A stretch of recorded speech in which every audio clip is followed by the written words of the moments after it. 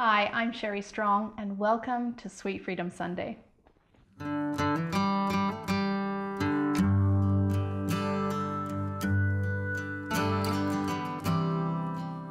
Today we're talking about fit sugar junkies. So these are the healthy, fit people who are literally downing tons of sugar to give them the energy or perceived energy so they can actually be extremely active and super fit.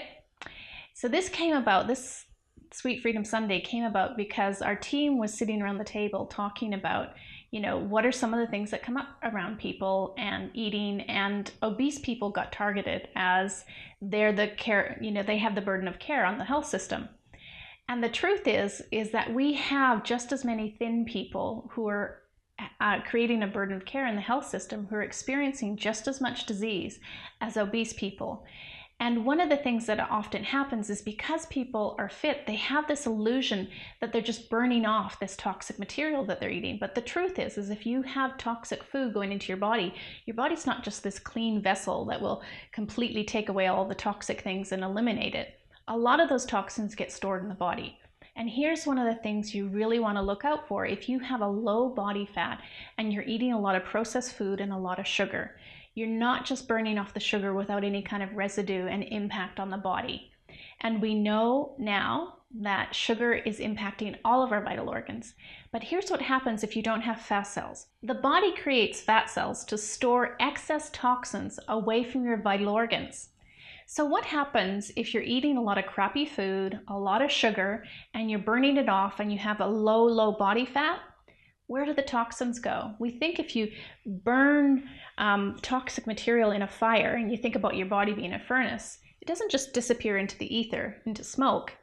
It actually has residue in the ashes in your body. So you can have chemicals that have residues and they're living in your body for years and years. In fact, they're saying now that the human body doesn't break down as fast because of all the preservatives and toxins within the body. So if you're not having these fat cells to store it away, it goes into your vital organs and makes you even more vulnerable to disease than if you have fat cells on the outer part of your body. So the illusion is that we think we're burning off all these calories and that we'll be fine. And what I've seen a lot with clients, and I've heard from friends and co-workers who are doing a lot of exercise, is they feel this entitlement to having something like a treat, or they worked hard for it. And what they'll do is they'll work really hard, burn off a lot of energy. They'll use things like those gel packs, which have tons of fake ingredients in it. Some of them have refined sugar in them. And they might give you kind of a sudden burst of energy, but it's a really low grade quality fuel. And although it might give you an energy hit in the short term, it's going to create problems in the long term. I once saw this television news story that said, young, fit, healthy people dying of heart disease. And the truth is they might have been young, they might have been fit, but if they're dying from heart disease, and this is a lifestyle increase we're seeing, they're not healthy. And so just because we're thin, I like to speak in the broader term of we, just because people are thin doesn't necessarily mean that they're healthy, and we need to change our thinking about it. I had a former colleague who couldn't come to grips that I could actually be healthier than he was, even though, despite the fact that I had a much higher body fat than him. And he had all different kinds of disease symptoms actually occurring. And if you looked at his house, when I did a kitchen audit and looked in his cupboards, almost everything was processed, had tons of chemicals, and was really not good quality food. He wasn't getting truly nourished, which is one of the reasons why he was getting sick. But because he worked out and looked great, he couldn't understand that he couldn't possibly be more healthy than someone who may not have fit the bill of what looks healthy.